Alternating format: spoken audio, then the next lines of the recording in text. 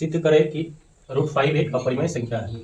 इस टाइप का √5, √3, √2 एक अपरिमेय संख्या है। एग्जाम में आता ही आता है और जब भी आता है 5 नंबर का आता है। तो ये काफी इंपॉर्टेंट क्वेश्चन है, इसको अच्छे से समझो।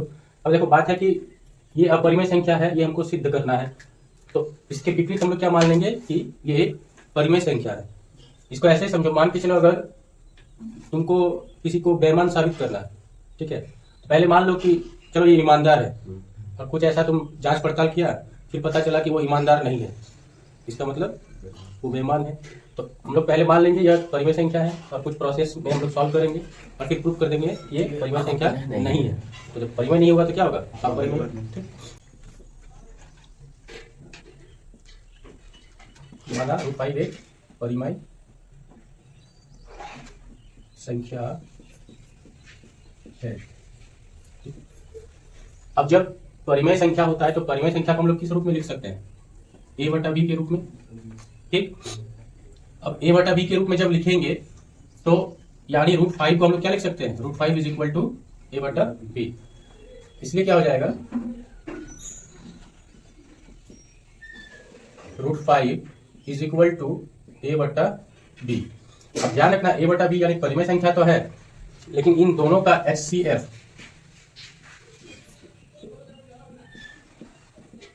क्या होगा, 1 होगा। ठीक है, और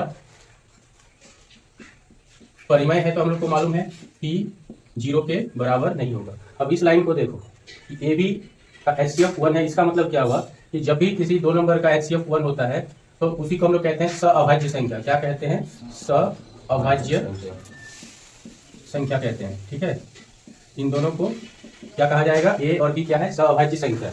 अब इसका मतलब क्या हुआ, HCF दो नंबर का 1 होना या दो नंबर सअभाज्य है, दोनों का मतलब होता है कि A और B दोनों को डिवाइड करने वाला सिर्फ एक ही नंबर है, 1। ठीक है, ये क्या होगा, 1, यानी 1 के अलावा कोई और नंबर इन दोनों को एक साथ डिवाइड ना कर पाए। जैसे फॉर एग्जांपल 2/3, क्या 2/3 को कोई और नंबर डिवाइड कर सकता है सिर्फ 1 के अलावा? इसको भी डिवाइड करने वाला 1 है और इसको भी डिवाइड करने वाला 1 है। तो इसी नंबर को हम लोग क्या कहते हैं कि सअभाज्य संख्याएं। 2 और 3 क्या है, सअभाज्य संख्या। यहाँ पे 2 और 3 का HCF क्या है, 1 है। इसका मतलब यही हुआ। अब यहाँ से इसको हम लोग इधर अगर लिखें तो क्या होगा, ठीक है, ये इसके साथ मल्टीप्लाई में हो जाएगा क्योंकि यहाँ डिवीजन में है, तो डिवीजन एक तरफ है, दूसरे तरफ ले जाएंगे तो मल्टीप्लिकेशन में। इसको ऐसे लिख सकते हैं। अब क्या करेंगे हम लोग, दोनों तरफ इसको वर्ग लेने पर, दोनों तरफ वर्ग लेने पर, ठीक है, हम पाते हैं।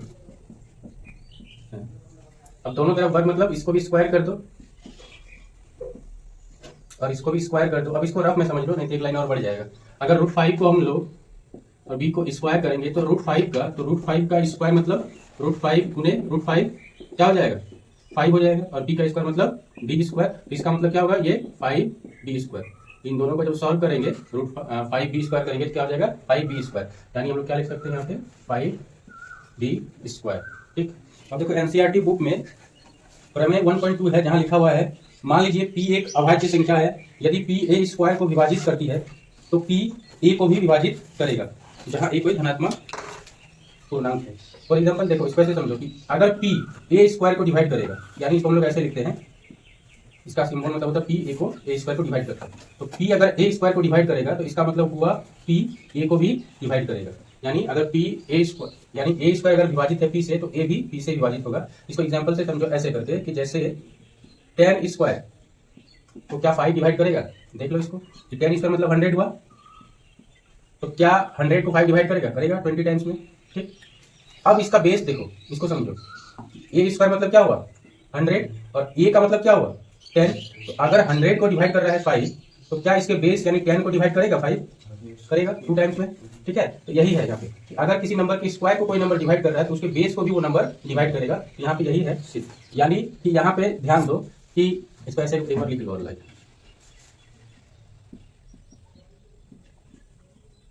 ठीक है, इसको इक्वेशन 1 मान लो, आगे काम है। अब इसको देखो कि ये 5 क्या करेगा, a² को डिवाइड करेगा। ठीक है, तो इसको समझो कि a² है यहाँ पे 5 × b², ये दोनों क्या है, बराबर में है। बराबर में कोई दो व्यंजक कब होता है, जब इसका कोई वैल्यू और अंत में जाकर इसका भी वैल्यू क्या बराबर हो जाए। जैसे यहाँ पे देखो कि ए स्क्वायर 5 गुने बी स्क्वायर के बराबर है।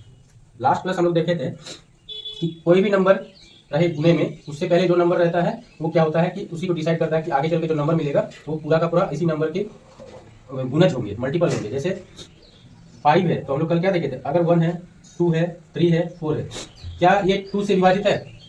नहीं है। क्या ये है? नहीं है। लेकिन अगर सबको हम लोग 2 से गुना कर दे, जो भी नंबर आएगा वो क्या होगा? ये भी 2 से विभाजित, ये भी 2 से विभाजित, ये भी 2 से, ये भी 2 से। यानी अगर हम लोग किसी भी नंबर को 2 से मल्टीप्लाई कर देते हैं तो जो नंबर आएगा वो भी क्या होगा? 2 से विभाजित। अब यहाँ से गौर से देखो कि बी स्क्वायर किससे मल्टीप्लाई में है? 5 से। तो बी स्क्वायर को कोई नंबर मान लो एक पल के लिए, तो जो नंबर आएगा उसको अगर हम 5 से विभाजित करें तो जो आंसर आएगा वो भी क्या होगा? 5 से विभाजित होगा। तो यानी ये पूरा का पूरा क्या है? एक ऐसा नंबर है, ये पूरा का पूरा एक ऐसा नंबर है जो 5 से विभाज्य होगा। अब ये इसके बराबर है, तो अगर ये 5 से विभाज्य है और ए स्क्वायर बराबर है इसके, तो ए स्क्वायर का भी जो वैल्यू होगा वो भी क्या होगा? 5 से, 5 के मल्टीपल में होगा। इसको ऐसे समझो, जैसे मान के चलो अगर हम लोग इसको ऐसे लिखते हैं 5 इंटू 2, तो 5 इंटू 2 और बराबर 10 लिखते हैं, तो 5 इंटू 2 जो नंबर आएगा वो 5 से विभाजित होगा कि नहीं? होगा। अब अगर ये दोनों बराबर है तो ये भी तो फिर 5 से विभाजित होगा। तो यानी हम लोग यहां से देख पा रहे हैं कि ए स्क्वायर क्या है? 5 से विभाजित। इसको एक लाइन बढ़ा के लिख लीजिए, ठीक।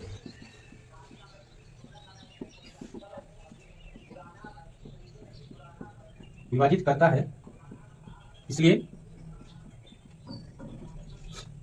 5 ए को भी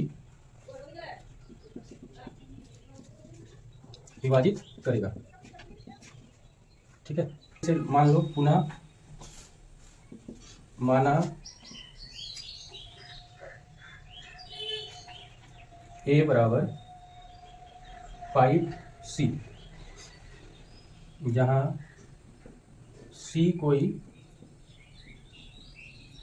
पूर्णांक है।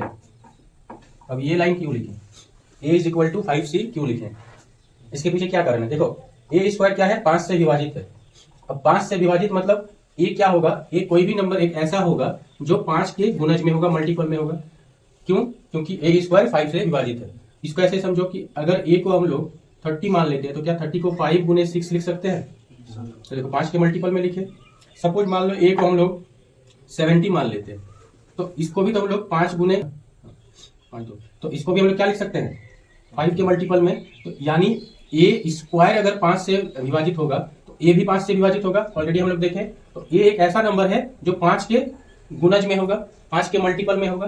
तो 5 गुने क्या होगा? यहाँ पे कोई पूर्णांक आएगा, जैसे 1 2 3 4। तो यानी ए को हम लोग क्या लिख सकते हैं? 5 इंटू कोई एक पूर्णांक। तो यहाँ पे हम लोग सी मान लिए उस पूर्णांक को। सी पता नहीं है ना कि कौन सा पूर्णांक होगा यहाँ पे, तो हम लोग सी मान लिए जहां सी कोई पूर्णांक है। तो ए को हम लोग क्या लिख सकते हैं? बराबर 5 गुने सी, ठीक है। अब यहाँ पे देखो ए का वैल्यू यहाँ पे अगर पुट कर दे तो क्या हो जाएगा? ए की जगह पे हम लोग क्या लिख सकते हैं? 5c square. यानी समीकरण 1 से हम लोग क्या लिखेंगे? इस तरफ क्या है? ए स्क्वायर यानी 5c स्क्वायर बराबर 5b स्क्वायर। यहाँ पे लिख दो समीकरण 1 पर ए बराबर 5c रखने पर, ठीक है। यानी समीकरण 1 में हम लोग क्या किए? जो ए का वैल्यू है 5c उसको हम लोग रख दिए। अब इसको सॉल्व करो। 5 का स्क्वायर मतलब 25, c का स्क्वायर मतलब c स्क्वायर, और यहाँ पे 5b स्क्वायर, ठीक है। अब देखो ये कैंसिल हो जाएगा, 25 और 5, तो क्या बचेगा? 5c स्क्वायर बराबर b स्क्वायर। इसको समीकरण 2 मान लेते हैं। अब यहाँ पे ध्यान दो,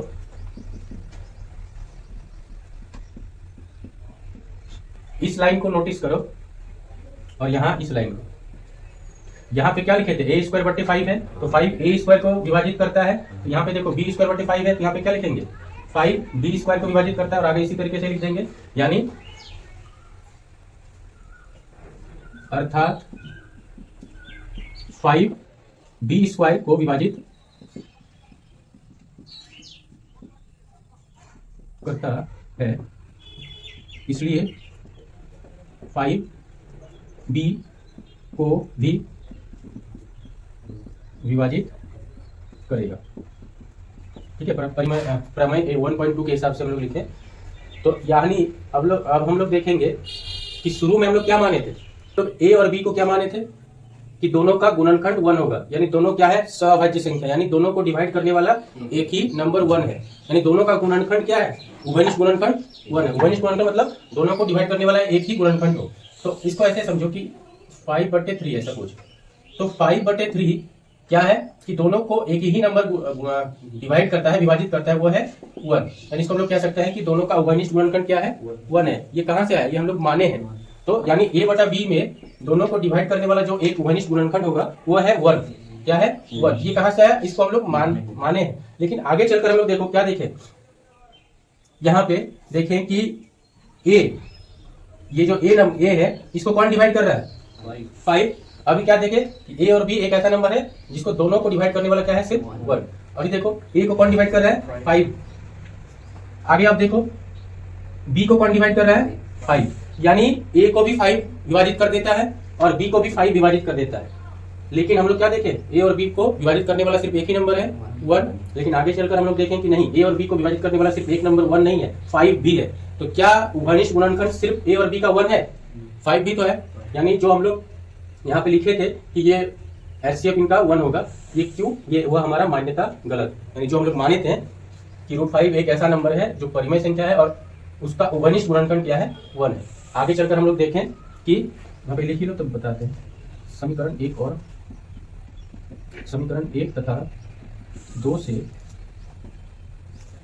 हम पाते हैं कि a तथा b का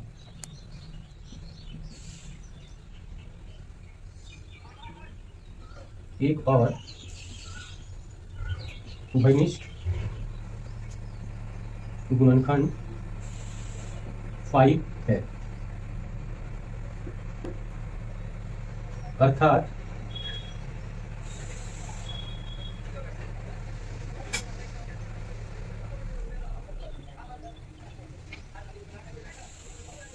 हमारी मान्यता गलत है कि √5 एक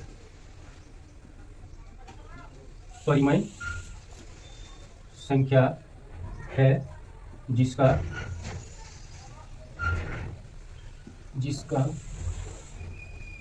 उभयनिष्ठ गुणनखंड सिर्फ एक है। ठीक, अब देख लो समीकरण 1 और 2 से हम पाते हैं कि a और b का एक उभयनिष्ठ गुणनखंड 5 भी है। ठीक, 5 भी है, अर्थात हमारी मान्यता गलत है कि √5 एक परिमेय संख्या है जिसका उभयनिष्ठ गुणनखंड सिर्फ 1 है। अतः क्या हो जाएगा, √5 एक अपरिमेय